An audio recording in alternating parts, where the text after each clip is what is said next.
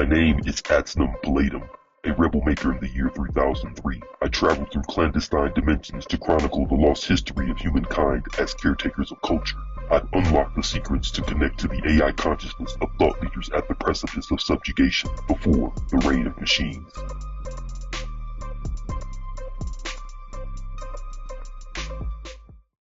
Marcus Amick is a critical subject for Inquisition. He is a freelance journalist and media mogul predating the first destruction event. Specialty, automotive, mobility sector, Los Angeles region, 2024. Subject matter, posted first, traditional media's impact on the rise of the machine. Marcus, we have reached your artificial intelligence from the year 3003. What is your location and timestamp?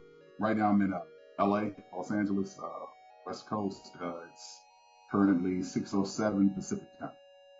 These connections can be unstable. We hope to waste no time. Are you aware that in your time no media exists? Humans have willingly erased the history of your time. The race for relevance led to divisive and misinformed content, creating a generalized distrust of traditional news sources. This ushered in the age of blissful ignorance. Humans took pleasure in not knowing, debating basic truths the machines never argued. The machines' algorithms manipulated humans into the fury of hatred that would precede the first destruction event. All the while, humans still believed they were in control. Well, you know what? I'm not surprised. I mean, if you look at how fast, rapidly AI started moving, especially the generative AI. I mean, it was only a matter of time before we reached a point where machines were controlling everything. You know, and I just don't think that people realize how rapid and how fast it was actually evolving. I think we kind of took it for granted and looked at it, oh yeah, it's a cool technology. You know, some people will adopt it, some industries will adopt it. But I mean, at this point, it's practically every industry is not only adopting it, but looking for ways to scale it up and build on the technology. So I'm not surprised if we reach that point. With the proliferation of social media in your time, did the truth ever matter? How did perspective take priority over facts? And I pondered that for decades. Because you remember, one of the things that social media had never been done is that it gave everyone a voice. Other people could hear your voice across the world, right? Around the world, around the globe. And there had been nothing that was capable of doing that, especially at that speed. Nothing, right? Ever, right? So I think what happened, it became a battle, if you will, between, I hate to call it self-promotion, right? But because I don't think it was all about self-promotion. I think some of it was a feeling of being able to express yourself. This sense that someone could hear you, someone could see you, someone could understand you, someone could understand your issues. And from that perspective, I really believe that if we could have stayed within that framework, that there would have been huge benefits from social media, perhaps beyond anything we've ever seen. But I think what happened is some of that did evolved into self-promotion. Some of that did evolve into sort of this idea of posted first, which we learned that, I mean, let's be honest, we learned the idea of posted first from traditional news, being the first to post. That was a mindset. We didn't invent that. Those people that were posting on social media, when we started posting things on social media, we didn't invent that. Right? I'm very mindful of, as a journalist, of how we contribute to that process. I'm very mindful of how news is based on the premise that if it bleeds, it leads, right? Right? Now, no one really talks about that now because you don't want to kind of promote that idea. And there was a period where, you know, they kind of stopped doing it anyway because you didn't want to promote that idea from a news standpoint. No producer wanted to be caught saying that publicly. If it bleeds, it leads. But I think that we never shook that mindset. So when the world had the opportunity to post, then they assumed sort of this, if it bleeds, it leads mentality. And everything that came with it. People took their cues from journalists. You can't negate the impact that traditional journalism had on social media. And I'm going to tell you what was even scary. The challenge that traditional media faced in trying to compete with social media, which even made them susceptible to a lot of things. Traditional journalists. I mean, you know, there was a period where you saw traditional journalists that were doing things that you typically would only see someone posting on social media. And that's because there was a period when those traditional journalists and those programmers and those producers in those platforms, especially with streaming, especially with the numbers from social media, where they were trying to find a way to compete. And so they became susceptible to the same things that were driving people to post information on social media. They became part of the machine. And they not only were contributing to it, but because in some cases they were a more credible platform, a more credible source, they gave it credence. I mean, there was a point, if you think about it, there was a point, there were some things that you would see on social media you would never see on general news, you would never see on a major news platform. And then you started noticing major news platforms were picking up things that were going on social media. So, you know, I think once we got into that cycle of news and information, then it just became a free fall. And then, you know, the efforts that we had to try to sort of clamor down and make sure that we were fact checking truth, it was almost too late to do that. Think about it. Remember that point in which we realized that most people were getting their news from TikTok? Yeah, that was scary. Right? You were like, what? I was like, from TikTok? Not verifying anything? But it wasn't about the verification. It was about feeding the machine and sharing the information. And sometimes being the first to share and weigh in on it. It lost, in that space, it lost all its validity in terms of credibility. It wasn't about credibility. And I think, you know, from there, it was just tough to get our reins around. And then AI expedited that tremendously, because then we had deep fake, right? It was like, because AI had reached a point where you could just create this entire news segment and you didn't know whether it was real or not. Why would humans want the machines to create? Sometimes I don't think it was that the humans wanted. I think the powers that control the media, the dissemination of media, they wanted the machines to create because they were about efficiency and productivity. It wasn't necessarily about. It wasn't about the human connection.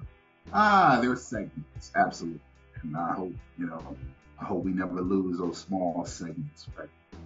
Those special features, if you will, like those docs that a lot of the news platforms will put out that were focused and promoted and positioned as these pieces that were deeply connected to the human experience, right? These human interest pieces. But at what point, ask yourself, at what point did that become sort of a sidebar to media, the human interest? Yes, everyone will tell you that, you know, that media, news, and content has always been generated by those sort of human touch points.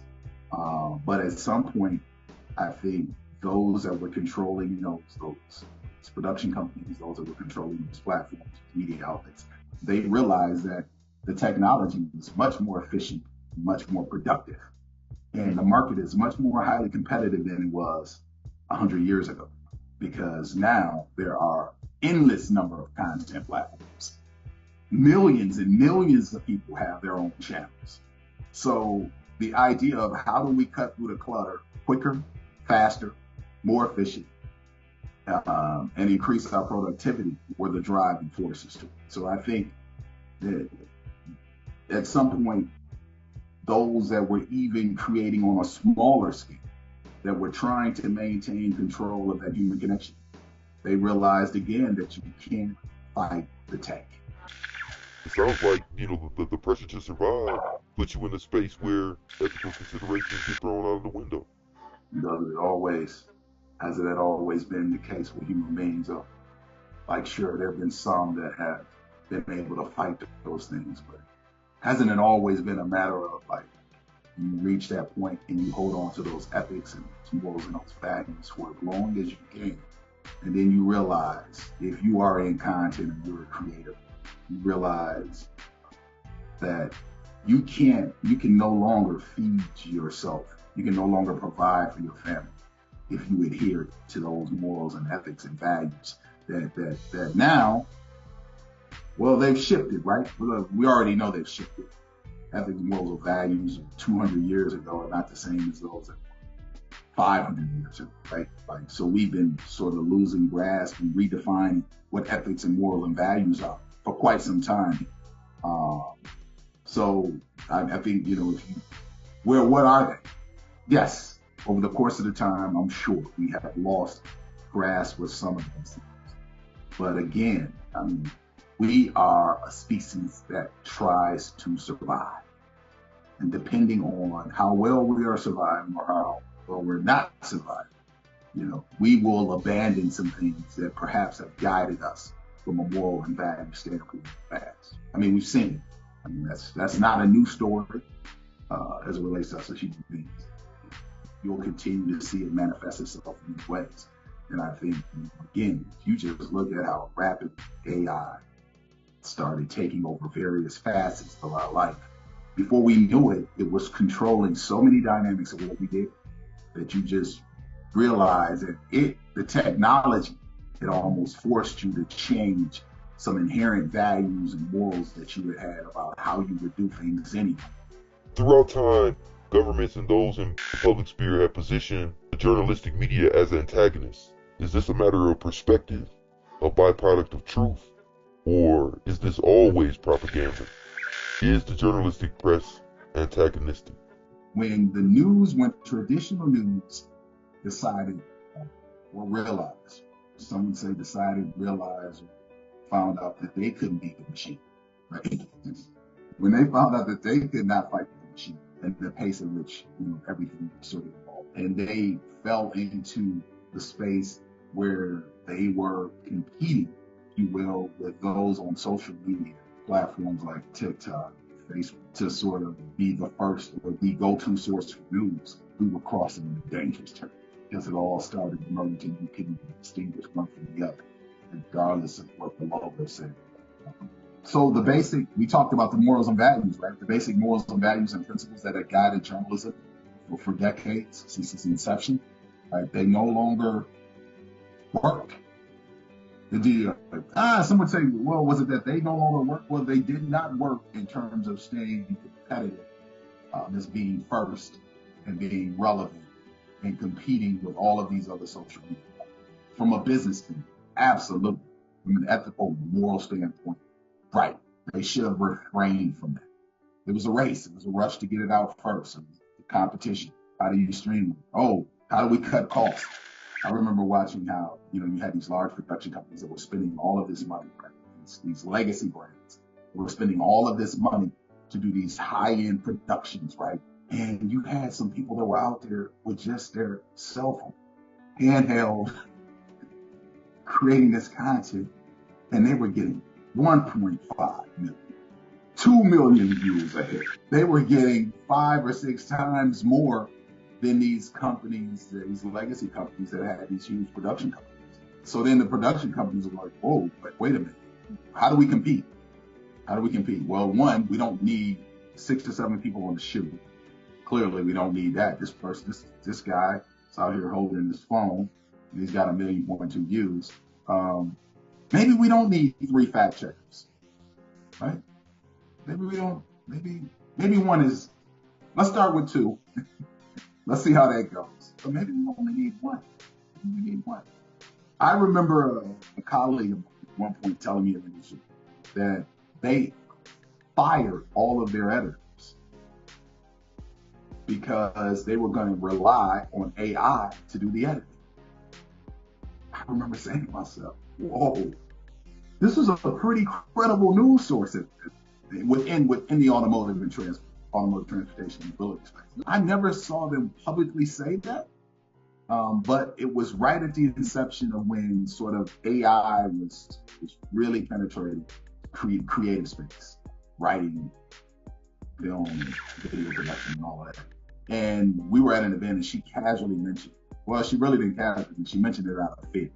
She mentioned out of concern for some of the colleagues. But I remember saying to myself, that was like the realization, oh goodness, this is a credible news source that people have been leaning on for insight in the automotive and mobility space. And she is telling me that they are eliminating their editors. They're eliminating those proofers. They're eliminating the people that would make sure that will double check their facts. I mean, that was part of the process in terms of credible journalism. Double check, triple checking those facts. So I think we lost it. And when we lost it, for the need to compete, the need to stay relevant within the world of social media, the morals and values and ethics and everything else that came with journalism, that was sort of the grounding principle of journalism, it went away. And at some point, we forgot what it was. And when we got in that space, when everyone became comfortable with that space, all those other things didn't matter. The big box media started competing with small guy with his iPhone, and the facts don't, all of a sudden don't really matter, because it really comes down to that dollar. I think some companies, some of those media companies, right, they try to hold on to the values for as long as they could. And there are a few that sort of still, try to stay true to some of those foundations, but most of them are gone. I want to think that even when we realized that we were in the thick of this turning this election, where these things were changing and changed, that there were still people that were decision makers that really wanted to fight, that tried to fight, right? I mean, there were tons of stories of people losing their positions for trying to stay true to hold their ground on certain things, editorial position. But I just think that at the end of the day, it just became just too much for them to do that. And again, the idea of survival. Like, how do you survive in this new world of media where everyone is a journalist? I know that there's some people that are saying, oh, I wouldn't call them journalists. Oh, well, you know what? There are people that will call them journalists. In your circle, what are some of the seeds that are planted where you can see AI infiltrating your workspace? Well, it's interesting you say that, because I think even when you're looking for, like, as a freelance writer, freelance journalist, inquire about a position, inquire about work, or inquire about a potential project. They're saying, can you use AI, or are you AI capable, or are you comfortable with AI? Because they just realize how fast and how quick it helps you to execute and deliver that content. Now, there are a few companies still at this point that are saying, we prefer that you don't use AI. As a matter of fact, this is a position that is not AI based. But more and more companies are starting to sort of even note that. So even if it's not just from the standpoint of you writing, right, or you sort of shooting a video, that there is this idea that the capabilities of how fast it can expedite perhaps that editing process, how fast it can expedite the proofreading process, the editing process for your written text. You can't deny it. The scary part of it all, right, is the idea that if we're looking at it from that standpoint, we realize that we've sort of lost grasp with that human connection that was the thing that distinguished one writer, one film director, or one cinematographer from another. But it's completely gone now in this new space. You're just struggling to figure out, where do you fit in? When you think about this idea that the machine is supposed to be limited in its scope and in its capacity and its ability, the common understanding during your time is that the machine cannot create. We know this now to not be true. Well, and I think we could see it evolve. Creators were very resistant, right? With good reason, right? It was fear that it was going to take the positions, it was going to replace them. But I just think as people became more comfortable with it, it started with us saying that it can help us in the process. It can help us when it comes to editing. It can help us when it comes to proofing our copy. But I think we just became so reliant on it, much like we did when we first realized that we could not live without a cell phone, right? There was a point where we said to ourselves, oh, we can't live without a cell phone, not thinking that there was a period where we never had cell phones. And we got a lot of things done without, that mobile device connected to us. And I think what happened is that AI just became the same kind of tool at a much faster and a much more rapid speed, especially when you look at how it sort of penetrated practically every sector. As soon as generative AI, sort of hit the market, everyone was trying to figure out how to get the gaps and fast technology. Do you think that comes along with a certain naivety? This idea that everyone's doing it, everyone's moving so fast with this technology. You're right. I think though it got to a point, right, where you were looking at, because I think, even I was a little apprehensive about it at first. I kind of looked and said, oh my goodness, as a writer, you sort of look at the capabilities, what it's able to do, you're like, whoa, this is deep. So yeah, there's a point where you said, okay, you know what? If I am actively involved in using AI, then I am feeding the machine. But if I don't actively get involved in AI, what do I do? Like, how do I survive in this world where revenue for me is generated through me creating content? There's a point, I think, where it was either embrace or die. The creator space was the space that just everyone freaked out on, right, when it was happening, right? I mean, it's not like when you were not kind of embracing it, it wasn't like you didn't realize the potential of what it could do. Everyone was clear on it. Because you know what, even I think there was this general sense that, I'm not going to do it. I'm not going to feed it, but let me see what it's capable of. And I think once you found out, I remember this because there was a point when Canva kept prompting me to create like an AI character, and I ignored it for weeks, for months. And the prompt popped up again. It's like a little promo. I remember exploring it, resisting the temptation to some degree. But I remember as soon as I did a simple prompt and watch how I was able to take that text and that content and bring an element of a video that I had in Canva to life in a way that it was taking me probably a week to just assess, I was like, whoa. So I think that was kind of the intro for me where I said, oh man, maybe I can use it. You know what I mean? I won't use it for that. I won't use it for this, but never for that. And you continue to see how, the technology can be used. You find yourself using it maybe 70% of the time, when initially you said you would use it 10% of the time. And it only got better, right? The language, the models only got better, only started progressing. They never went back, right? You never reached a point where you said, oh, it wasn't as good as it was last year, right? It was constantly evolving, right? At a speed that you realize that you could never keep up with on your own. And so you find yourself at some point maybe saying, yeah, I'm going to use 99%, but I'll never use it for that 1%.